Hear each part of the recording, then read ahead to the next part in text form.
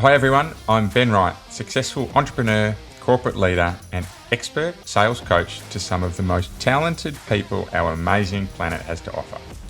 You're listening to the Stronger Sales Team podcast, where we bring together and simplify the complex world of B2B sales management to help the millions of sales managers worldwide build, motivate and keep together highly effective sales teams. Teams who grow revenue and make their businesses actual profits. Along the journey, we also provide great insights and actionable steps to managing your personal health. A happy and productive you is not only better for your teams, but everyone around you. So if you're an ambitious sales leader who wants to build the highest performing and engaged teams, Stronger Sales Teams is right where you need to be.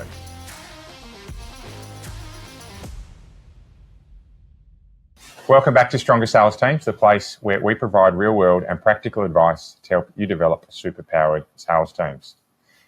Today, we are going to do something a little bit different. And the reason we're going to do something a little bit different is because I have the world's greatest courage coach sitting right next to me now, Laban Ditchburn, and we're actually at my house. And it is very rare. And for those who have been a guest or those who know me, it's very, very rare that we actually have guests at my home to do a podcast recording and can be face-to-face. But Laban's driven up to see me and spend some time with us today. So I'm really grateful. So because of that, I think that given we're face-to-face, we're going to take this opportunity to freestyle. And when you're working with a courage coach and one as good as Laban is, I think being able to back yourselves in to freestyle around topics. And look, loosely speaking, we are going to talk around the world of coaching and mentoring and support and why everyone in this world needs to make sure they've got the right people around them to provide the right levers of support. That's that broad topic, but we're going to run off the seat of our pants today. So it's going to be a good episode because for me, when you actually can bring minds together without any scripts, without any broad structures they got to follow, you can often get the best out of them. So before we do so, Laban, welcome to the Stronger Sales Teams podcast. Those who can't see us, that's a shake of the hand. We just shook hands, by the way. Ben, thanks so much for having me in your beautiful home, by the way. Beautiful partway through renovations, which may interrupt the podcast at any time home. It's more the love and the energy you can sense around the place. Yeah. It's a home. It's not a house. It certainly is. We're not going anywhere. Speaking of love and energy, Laban, you have gone through some very interesting periods in your life. And you're very open with this, periods around addiction, whether that be gambling or alcohol, periods around health challenges, right? You've had some significant ones there yourself. Even if we talk about body transformation, right, from periods of being bigger than you should be, carrying more weight than you should be, to periods where you're super fit and running ultra marathons and equivalents, right? So, and then on top of that, I'd actually say through professional journeys as well. To be a courage coach takes some transformations in itself because at times that can be a niche industry. And when I say at times, that means depending on who you're dealing with and when you're dealing with them. So I love talking with people who have such a great depth of background and have had to show real grit in what they've needed to achieve in their life and had some challenges. So I think you're a perfect person to be talking around the importance of surrounding yourself with help. But what I'd love to do before we get into today is tell us a little bit about your journey. I think, like a lot of people out there, I'm a child of divorce. And that's at least 50% of us, right? At least, me too. Right? Yeah. And it's actually higher for the second time around. So it's very probable that someone close to you has experienced divorce if you haven't. And I think people really underestimate the negative impact of divorce on children. We know it's not good, and we know it's responsible for a large negative statistics around all kinds of crime and jail, all these things. But for me, it was really negatively impacted me, and my coping mechanism from the age of 3.5 upwards when it first happened was escapism. And when I first was dealing with the tyranny of the dysfunction and the custody battles and it was foster home visits and poverty, and poverty is very character building, but poverty mindset kind of does all the damage from a financial block point of view. It was TV and video games. And I would immerse myself for months and months playing Alex the Kid and, if anyone can remember the Sega Master System, and then, as I got to 15, it became alcohol. 17, 18, gambling. Yeah, wow. This is in New Zealand as well. Yeah. And then, surprisingly, in my early to mid-20s, drug use. And then it became sex and porn and basically anything that you can get addicted to, I'd find an attraction to. Yeah, right. But on the surface of it, I was very high functioning. I used to work in IT recruitment for a long time, and I would show up to work on time. I had a big social circle. My boss liked me. I was pretty reliable, paid my taxes and all these things. So it was very easy for me to justify that there wasn't anything majorly going wrong. And in 2015, when I was 35, I sort of bounced along the floor of rock bottom, got myself in a few situations where I could have been killed or very nearly arrested. Yeah. And, you know, for those that are more curious, the book that I wrote off the back of that goes into explicit detail about some of these stories. But I had a moment where I was basically blowing borrowed rent money on horse racing in Hong Kong when I was at home on my laptop, and I was drunk. And I called the phone number in the bottom left-hand corner of the screen that I'd never seen before, and it was the Gamblers Helpline. And that kick-started this journey of transformation, which gave me access to the Gambling Psychologist, which was funded by tax losses from gambling. So it was the first time I was ever up in my gambling journey. And I got access to this amazing woman, Lee, who I saw once a week for a year. Yeah. And in the first session with her, she asked me one question about the relationship I had with my mother, which at that time was unbelievably dysfunctional. And I broke down. And I remember having being listened to for the first time in my life, which was a very important thing for anyone. If you tell someone your problems, sometimes the last thing you want is for them to try and solve them, particularly when their own life's a disaster. But and you know, to very proud to sit next to you today in your beautiful home and share that it's 8+ years of sobriety, longer for drugs, longer for gambling. Yeah. And I think more importantly, I have killed any desire to want to escape. So I don't have any issues being around those things. I don't have any issues being in a pub if I need to be there for something, or I got married in Las Vegas and, you know, we're given vouchers. I didn't use any of this stuff. And I think when you go through an experience like that, you kind of get the tap on the shoulder from the universe saying, maybe you should talk to people who are a little bit further behind than you, because you've got the credibility of overcoming that thing, and that makes you highly relatable to that person, and they're more likely to know, like, and trust you. And here we are. Yeah, wow. We talk about not wanting to escape or wanting to be present in your current life. I can always tell when I meet people for the first time how their drive is working for them by the look in their eyes. It's nondescript, but when you look at people and you can see in their eyes, you can see that little I call it a little razzle dazzle, a little bit of sizzle, a little bit of sparkle in their eye. Yeah. You know that people are either living a life or doing what they want to be doing, or to a version of it, right? Everyone's different. And can certainly see that in you now, right? You've got the cheeky smile, happy man, met your partner and your mother-in-law today as well. Wife and mother-in-law. And mother-in-law. So you can see that there's a lot of happiness around in your life. So first of all, congratulations for working through that. When we're on the topic of help, I think there's something there that as leaders we can often underestimate, and that's around when we have a problem, it's not always about solving it. Often a problem shared is a problem halved. And as leaders, we sometimes can underestimate that being there for our people to just listen. I've had a bad day. I've had issues with a customer. I'm having troubles with back of house admin within the business, whatever it may be, can often be enough to set that person on the right track that they need to go down, right, to solve that problem themselves. So we don't always have to be problem solvers, but sometimes the help we can be offering is to just listen and ask just one question.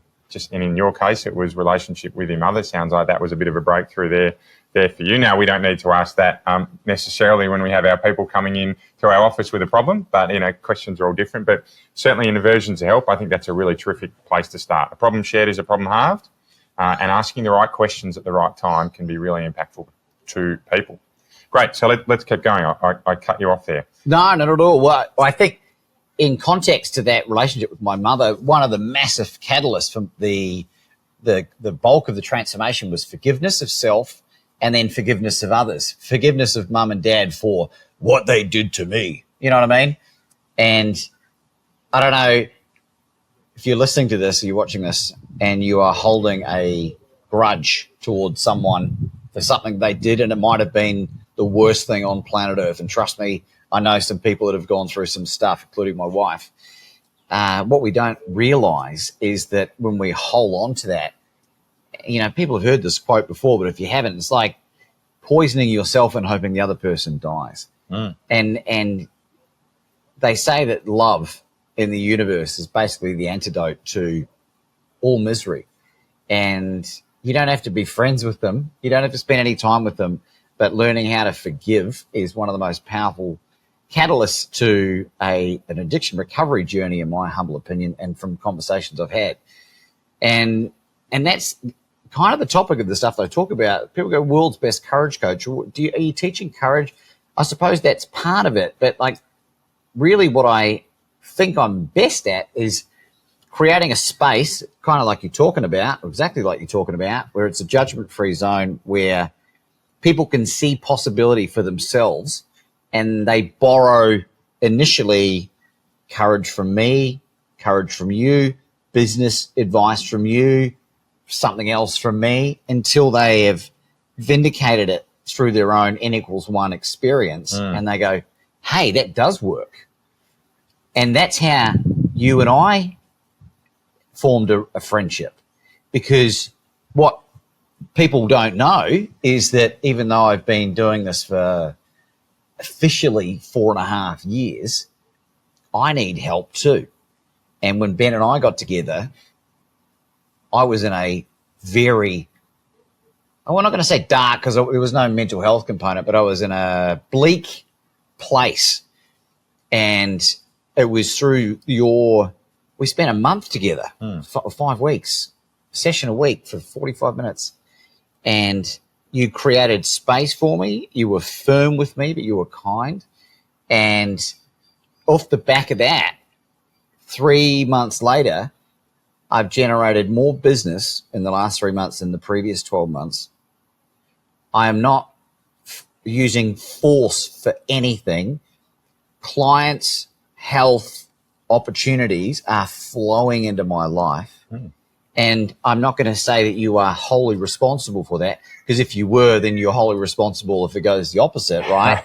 But the impact that you had on my life during that time was very profound, and I wanted to acknowledge you publicly for that. And I didn't tell Ben that I was going to talk about this. I had no idea this was coming.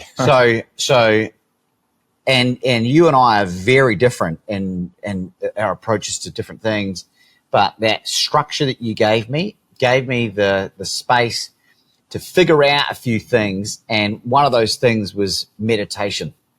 Something that I've been told, I don't think necessarily you told me to meditate, but I've been told by so many coaches, Laban, you got to meditate. And no one really sat down and explained why. Not in any way that I understood. And I watched this Joe Dispenza Rewired docuseries, and he was talking about the left and right brain coming out of coherence. And I realized that the last 4.5 years, or actually the last 6 years, I've been in fight or flight mode. I've had 20 miscarriages with my wife in a row. I nearly went bankrupt 4 times in 2019.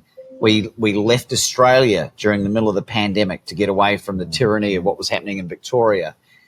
No shit. Things were stressful. And it was that regular meditation, and I was using Silver Mind Method, which is what Joe Dispenza used when he first broke his body. And I've been doing it religiously at least once a day, and it has been an absolute game changer because my brain's in coherence, my cortisol levels are dropping down, I'm losing weight, my body shape's changing. I don't have major food cravings anymore. I'm a better husband, I'm a better uncle, I'm a better coach. And when I came to you, I wasn't able to be any of those things because I was in fight or flight mode, and I was trying to force things to happen, and it just didn't work. So thank you very much from the bottom of my little boy heart for that. That was game changer. First of all, Laban, thank you very much for those kind words. I didn't expect that. It's not planned in part of what we're talking about. And I'm going to very, very quickly gloss over the me in that and start to talk back to the you in that. But I think for me, the meditation piece you're talking about, and we didn't speak about meditation. It's not something that I typically will talk about, but I do talk about creating space to reset the body. And that's to just lower your baseline level back down to one that allows the room or the moment or the world to get 100% Laban or 100% Ben.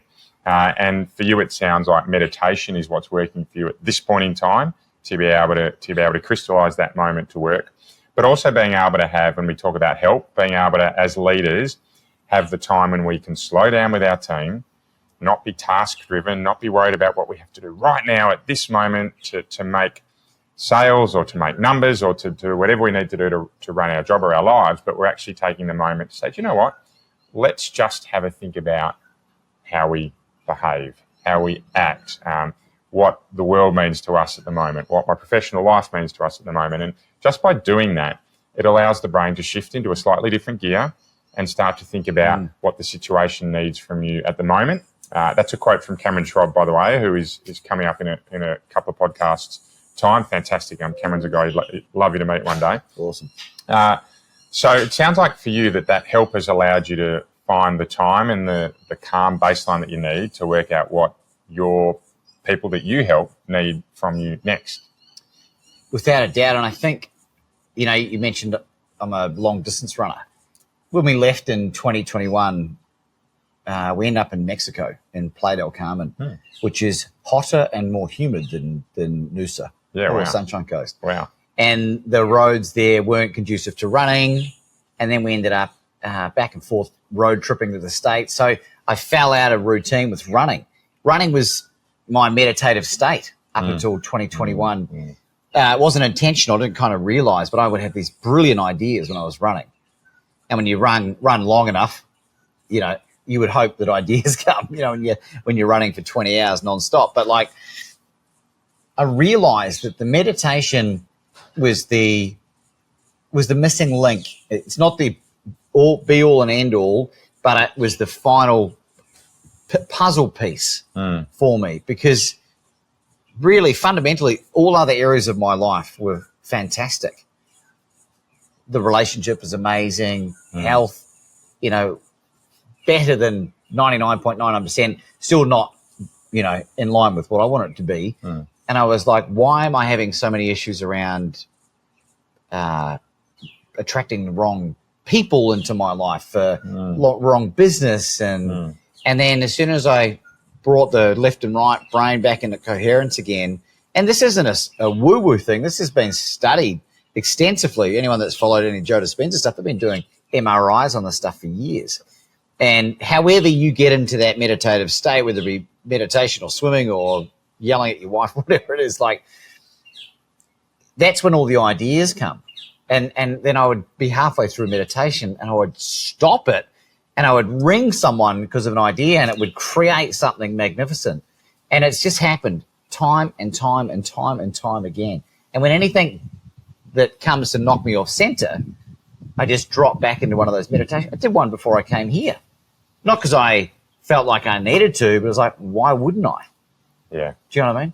Yeah. So what I'm hearing from you is that life was good, but there was something still missing that was allowing you to show up as the person you needed to be in your role as a courage coach. And that was then the result of that was that you weren't quite attracting the right people that you wanted to be working with. Wrong clients. And it was, if anyone's read Dr. David Hawkins' book, Power versus Force, I was using force versus power. And now it's magnetizing. So I'm not actually actively seeking business. It's coming to me. Like, I'll give you an example. And my wife's a hypnotherapist, qualified hypnotherapist, and her and I work together as purpose partners for life. I do the one-on-one courage, more practical stuff, and then she helps remove a lot of the subconscious blocks. And we are way more powerful together. And, we just recently signed on a lady to work together for 3 months that I met at a recovery center in Kiwana. Like, got chatting to her. She's like 78, came around for dinner. And by recovery, we should say you mean a health and fitness recovery center. Like compression legs. Yeah. She had a hip replacement when she was like 70, and now she hikes the Himalayas and stuff. Yeah, cool. She's super, super inspiring lady. And we're very aligned, with lots of different ideas and stuff. There was no intent to try and sign her up, and she asked Anna about working with her, and then, like, where does that even come from? Yeah. There's no Google ads, there's no Facebook things, there's no DM, there's no, do you know what I mean? Like, it was just effortless. Didn't need a website, even though we got these things. And I think that's the way it should be when you're in alignment and in integrity with what you're doing. Okay, so there's two things I want to dive in on here with some little bit of commentary around. The first one is, and again, I relate everything here back to leaders, and I do everything I can to simplify the complex. That's my tagline that sits, Ben will simplify the complex. And the piece that's landing out at me here is that as people, but we're specifically talking about leaders today, we need to find the right balance in our lives. And I spend a lot of time with anyone I work with, teams or individuals, talking about having the right approach to health and fitness. Right? If you're a leader and you want people to follow you, you need to show up in ways from a health and fitness point of view that are going to encourage them to live their right life. So for us as leaders, we need to make sure we are finding that balance, and whether it be meditation in your instance or exercise in my instance is a really big piece, balanced with how I eat. I'm constantly looking at new things. Our builders here renovating at the moment have got me onto turmeric, ginger, lemon and honey tea. Now, I am a black and white, hard skills type of guy, right? If someone said, I see Ben Wright drinking they'd have a bit of a chuckle, right? But we've got into it and I love it. It's good. So for me, that little bit of experimentation around food is one of the parts that ground me, having time with my daughter, having time with my family, right? But my key driver is exercise. And everyone has something that's a little bit different for them that grounds them and allows them to bring 100% Ben or 100% of themselves to the situation. So as leaders, I really encourage, and it sounds like Laban you do as well, is to find those key activities that are going to give you balance. So that's number one. We've explored that in a little bit of detail. Number two is you used the word magnetic. And I think I certainly have heard magnetic abundance and magnetic attraction and those words. And they are buzzwords, but I think there's a meaning behind them that I think is far more practical. And for me, it's about when you're creating value. And you can create value as a person or as a leader, for me, in a couple of different ways. One is there's the obvious around your knowledge, or in this instance, I think you used the word power, because knowledge is a subset of power, right? When people meet with you and you're able to articulate what you offer, how you add value to them, how you can improve outcomes in their lives.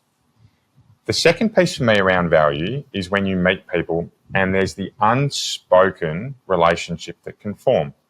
And salespeople in particular need to be very good at this. You need to be able to meet someone, boom, you've got that instant relationship.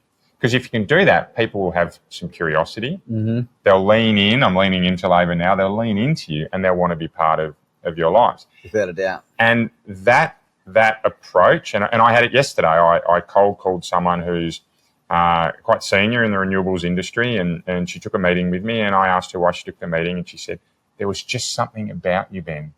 I normally wouldn't, but I agreed to. And we ended up talking about my daughter and her granddaughters, and I think we spent 5% of the meeting on business, but that was all that we needed. And fronting up with the best version of yourself as a leader as frequently as you can. It's never going to be every day. It's never going to be every moment of every day. But the more you front up in that best version of yourself, the more engagement you are simply going to get from those around you, because you're giving off that energy, that curiosity, that inner drive. And I think that's the impactful piece I'm taking from whether you meet them at a health and fitness recovery centre in Kiwana or a formal networking event at the Paris end of town. It doesn't matter. As long as you're bringing your best self, that's where, in your case, your 3 months of business has dwarfed what you earned in the last 12 months because you got that right. So really powerful. Laban, really like that. Thank you. So we're coming towards a close today.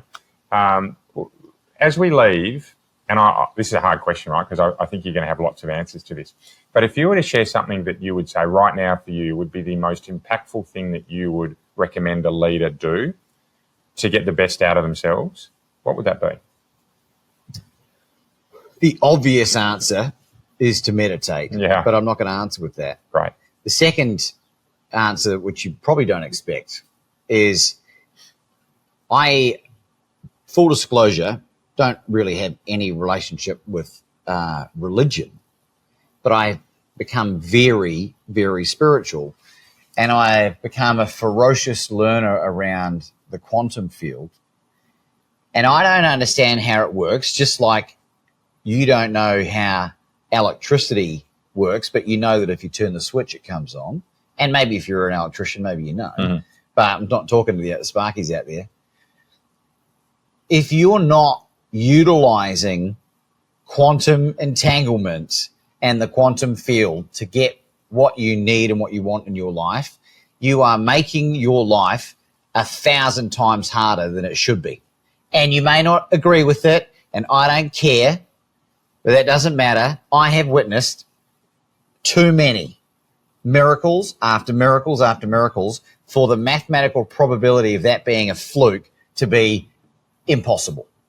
So simplify that as something that people could do right now that is within their reach, that isn't going to need significant, maybe miracles we talk about, but something that people could do right now to get in line with their purpose. Would that be where we're going here? Yeah.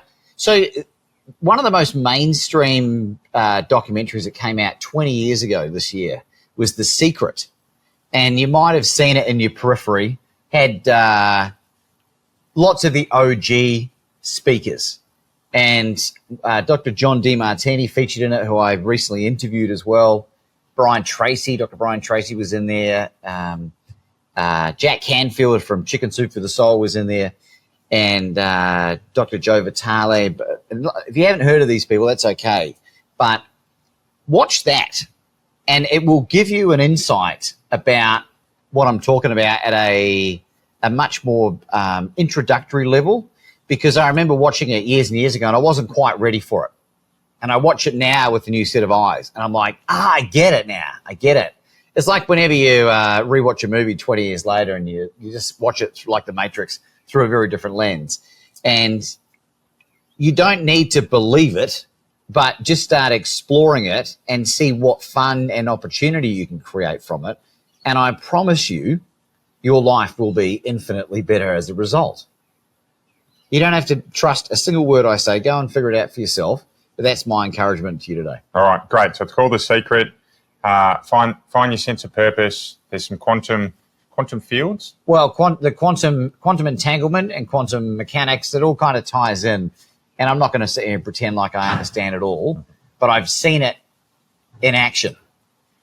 So I'm going to summarize it, being really curious and open to learning new things and understanding where your life could lead. Nice way to end, and quite a different podcast episode for us today, but one that I'm grateful to have spent some time with you on, Laban, so thank you very much. For those who want to find you, where can they find more about you?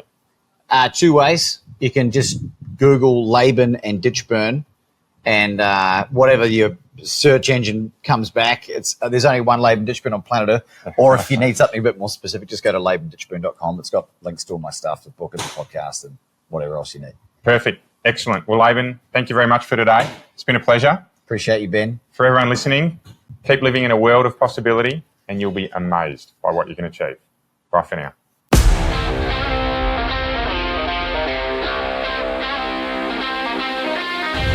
Want to be kept up to date with any of our free materials to help you build the best sales teams possible? Well, the easiest way you can do so is to follow us on your favourite social media channel. We're at Stronger Sales Teams on most of them, and if you DM us Stronger, we'll send you right back some great resources to help you build your superpowered sales team. If you'd like a little more help, please get in touch directly and book a free discovery call with me. I run a limited number of these sessions and they're free for my podcast listeners. I'd love to help you out. Until then, see you next week for another podcast of Stronger Sales Teams.